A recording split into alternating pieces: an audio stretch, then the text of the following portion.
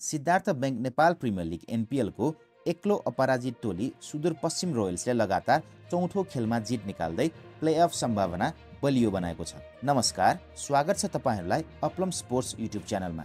बिहीबार लुम्बिनी लायन्समाथि 7 विकेटको जितसँगै सुदूरपश्चिम लगातार चौथो खेलमा विजयी भयो। यता लुम्बिनी भने आफ्ना 4 खेलमध्ये 3 खेलमा अपराजित भइसकेको छ, जसका कारण लुम्बिनीको प्लेअफ दौड कठिन बन्दै गएको छ। लुम्बिनी लायन्सले दिएको 144 रनको लक्ष्य सुदूरपश्चिम रोयल्सले 3 विकेटको क्षतिमा 18.2 ओभरमा पूरा गर्यो। सुदूरपश्चिमको जितमा ओपनिङ ब्याटर विनोद भण्डारीले अर्धशतक प्रहार गरे। भण्डारीले नटआउट 69 रन जोड्ने क्रममा 49 बलमा 5 चौका र 4 छक्का प्रहार गरे। भण्डारीले आरिफ शेखसँग तेस्रो विकेटका लागि 79 रनको साझेदारी गरे। आरिफ शेखले 37 बलमा 4 चौका र 1 छक्का प्रहार गरे। ओपनर अस्ट्रेलियन ब्याटर जोस ब्राउन 9 रनमा आउट भएका थिए। अर्का अस्ट्रेलियन ब्याटर क्रिस लिनले पनि 16 रन मात्र बनाउन सके। त्यसअघि टस जितेको सुदूरपश्चिमले फिल्डिङ रोजेपछि पहिले ब्याटिङ गरेको लुम्बिनीले 19.4 ओभरमा 143 रन जोड्यो। लुम्बिनीका ओपनर द्वय डार्सी सर्ड र सुमित महर्जनले 18 रन मात्र बनाउन सके। सर्टलाई सुदूरपश्चिमका हेमन्त धामीले तेस्रो ओभरमा बोल्ड गरे।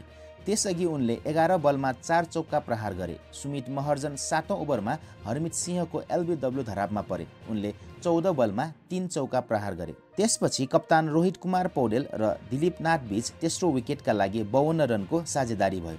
रोहितले 15औं ओभरमा हेमन्त धामीको बलमा विनोद भण्डारीबाट समातिनु अघि 36 बलमा 3 चौका प्रहार गरे। 17औं ओभरमा लुम्बिनीले 3 विकेट गुमायो। अविनाश बोहराले दोस्रो बलमा गुलबदिन नईबलाई विनोद भण्डारीबाट क्याच गराए। उनले 9 बलमा 11 रन बनाए। 5औं बलमा रुबेन ट्रम्पलम्यानलाई कप्तान दिपेन्द्र सिंह एरीले शून्यमा डाइरेक्ट हिट मार्फत रन आउट गरे। अन्तिम बलमा दिलीप नाथ पनि विकेट पछाडि समातिए। नाथले 29 बलमा 2 चौका र 1 छक्काको मद्दतमा 31 रन बनाए। यस्तै 18औं ओभरको पहिलो बलमा शेरमल्ल 4 रनमा स्कट कुगेलियनबाट सन्दीप जोरा पनि सस्तैमा आउट भए। तल्लो क्रममा ब्याटिङ गरेका जोरा 19औं ओभरको अन्तिम बलमा अविनाश बोहराको बलमा स्कट कुगेलिनबाट 7 रनमा क्याच भए। आजको खेलमा मौका पाएका इटालीका थोमस ब्राक अन्तिम ओभरको पहिलो बलमा 6 रनमा क्याच भए। हरमित सिंहको बलमा उनी एरीबाट क्याच भए। यस्तै चौथो बलमा अभिषेक गौतम पनि 6 रनमा क्याच भए। यसमा पनि एरीले नै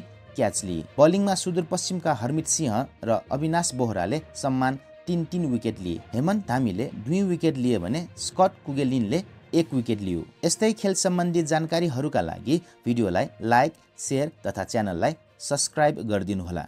धन्यवाद।